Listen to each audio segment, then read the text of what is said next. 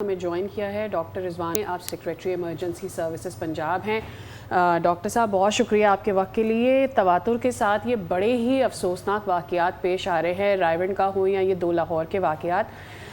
क्या अब तक आप तक इतलात पहुंची है इन वाक़यात के पीछे, ख़ास करके ये जो कल अनरजिस्टर्ड स्कूल की डिटेल्स आ रही हैं, इस पर क्या पता चल सका है आपको? क्या डिटेल्स हैं इस पर?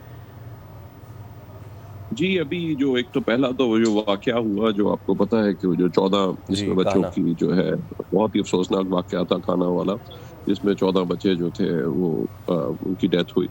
तो उसमें भी अगर आप देखें तो बेसिकली सारा अगर आप वहाँ पे जिस तरीके से वो जो कंस्ट्रक्शन हुई हुई है वो इन इटसेल्फ एक बल्कि मैं लोगों से आपके टीवी की मुनासबत से मैं सबसे अपील भी करूँगा कि अनसेफ प्रैक्टिसेस, अब अनसेफ प्रैक्टिसेस में क्या है कि अगर आप वो देखें 2 गर्डर लगे हुए हैं और टी आयरन है, उसके अंदर एक टाइल लगाई होती है और उसके ऊपर फिर वो प्लास्टिक की एक शीट डाल के और मिट्टी डालते हैं।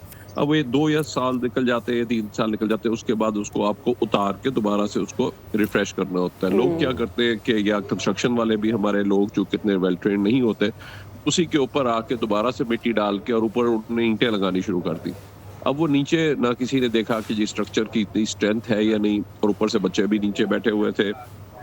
तो उसकी वजह से जो है ये 7 इंसिडेंट जो है वो हुआ बेसिकली। तो कहा नहीं जाता, प्रायोरिटी उस तरह से नहीं दी जाती। जब भी चाहे स्कूल हो या कंस्ट्रक्शन वर्कर हमारे काम कर रहे हो, तो ये एक बहुत बड़ा चैलेंज है। और इसलिए मैं ख़ास तौर पे आजकल चूँकि बारिशें अब शुरू हो रही हैं, वहाँ पे ख़्याल कर लें लोग के ऊपर से देख के कि पानी ना खड़ा हो, क्योंकि वो इन इटसेल्फ एक वेट कॉज़ करता है।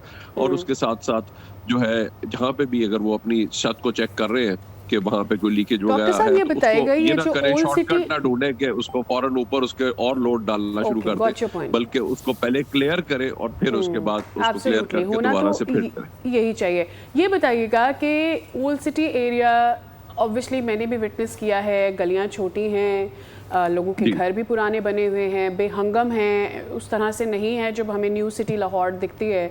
यहाँ रेस्क्यू के कामों में कितनी मुश्किलात पेश आ रही हैं, और ऐसे में क्या मौजूद इक्विपमेंट है कि अगर इस तरह का कोई वाक़या पेश आ जाता है तो वो छोटी इक्विपमेंट के ज़रिए मदद फराहम की जा सके? देखिए, आज अल्लाह का शुक्र है कि पाकिस्तान पूरे जनूबी एशिया के अंदर इस वक्त पहली टीम है जो सर्च एंड रेस्क्यू की कि जो यूएन से सर्टिफाइड है। सिर्फ यही नहीं, हमने तुर्किया भी जाकर रिस्पॉन्ड किया। आज हम 2 करोड़ इमरजेंसीज के ऊपर रिस्पॉन्ड कर चुके हैं और हमने average response time 8 to 9 minutes अपना 8 मिनट बरकरार रखा है, जो कि एक इंटरनेशनल अचीवमेंट है, WHO स्टैंडर्ड्स के मुताबिक है। इसी तरह अक़वाम मुत्तहिदा की सारी टीमों को इस लेवल के ऊपर मेंटेन करना, ये आज पूरे जनूबी एशिया के लिए मॉडल है। अब ये है कि अगर आपकी वहाँ पे गली ही इतनी छोटी है, और उसके लिए भी हमने काम किया।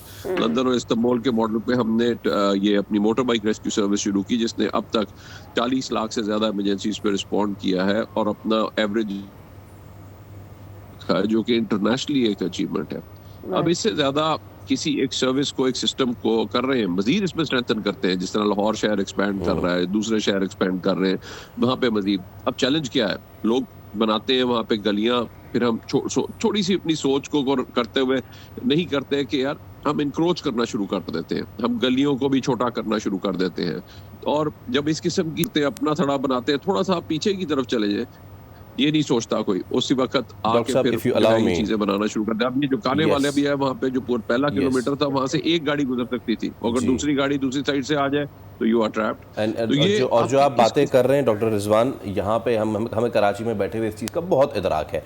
Now doctor Rizwan, the thing is के yes, we take pride and we should take pride in our rescue services, चाहे वो पंजाब की हो, चाहे सिंध की हो, पूरे मुल्क में इन पे बहुत हम पूरे मुल्क को ट्रेन कर रहे हैं, पूरे मुल्क को यहाँ पे ट्रेनिंग हो रही है, पूरे मुल्क का जो है वो इसमें पूरे मुल्क को ट्रेन करते हैं ताकि सारे सूबे अपना इसी लेवल का निजाम दे सकें। माय क्वेश्चन इज सर कि हम ये बोझ आने ही क्यों दें? आपने ख़ुद इतनी बातें बता दी हैं कि जनाब हम इलीगल कंस्ट्रक्शन, उसके ऊपर उसका ख्याल नहीं रखना। माय क्वेश्चन इज़ कि क्या हम ये नहीं देख रहे होते जिस वक्त कंस्ट्रक्शन हो जाती है, या फिर अगर हो चुकी होती है तो उस पर सालाना या बाई एनुअल या फिर 3 साल में एक दफ़ा इस तरह की इन इलाकों में कोई चेक एंड बैलेंस, कोई इवैल्यूएशन, कोई इस तरह की चीज़ हो, ताकि हम इस सूरत हाल को देखने से पहले चीज़ों को प्रिवेंट कर सकें? ये देखिए, ये बातें करने में तो बहुत आसान है, लेकिन अगर आप इंडिविजुअली देखें ये घर किस तरह से बने, आप कान्हा का भी घर देख लें, वॉल्ड सिटी तो है, लेकिन कान्हा का अगर आप जाके देखें, ये छोटे-छोटे कुछ मरलों के घर होते हैं, उनकी हर इंडिविजुअल छत के ऊपर, उसके बाद उसको देखना कि जी उसकी क्या स्ट्रेंथ लेवल है या कुछ और ये या तो फिर फॉर्मल स्ट्रक्चर के अंदर इसको लाया जाए, जिसके ऊपर आप काम भी कर रहे हैं, ताकि ये जब इनफॉर्मल सेटलमेंट्स बनती हैं या इस किस्म की होती है, उनमें ये हमेशा सारी दुनिया में एक चैलेंज रहता है।